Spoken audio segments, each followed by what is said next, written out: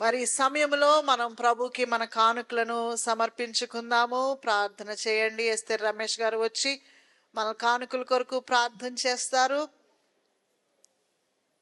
ఆ తర్వాత మనము మన కానుకలను దేవునికి సమర్పించుకుందాం. అందరూ కళ్ళు మూసుకున్నట్లయితే ప్రార్థన చేసుకుందామండి. మహాపరిశుద్ధుడైన మా ప్రియ పరలోకపు తండ్రి, మీ పరిశుద్ధ పాదములకు వందనాలు ప్రభువా. దేవా, ఇంతవరకు ప్రభువా ఈ యొక్క నాయన స్త్రీల ఉజ్జీవ సభను ఎంతో ఆశీర్వాదకరముగా జరిగించినారు. మీకు వందనాలు ప్రభువా.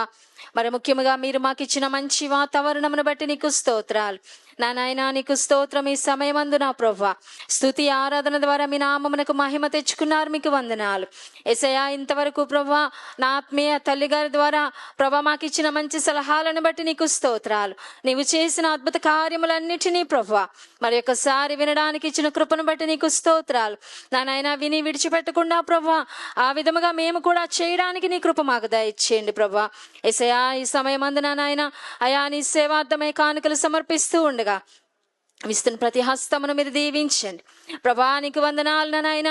ఈ యొక్క సభల కొరికైనా ప్రభా ఎంతైతే ప్రభా ఆర్థిక అవసరతలు ఉన్నావో ఎరిగిన దేవుడవు నా ప్రభా.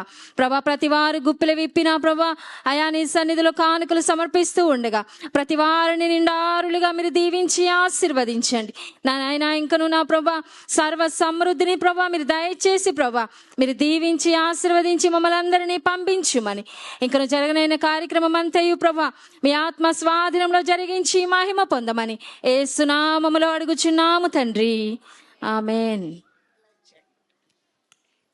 దేవునికి స్తోత్రం.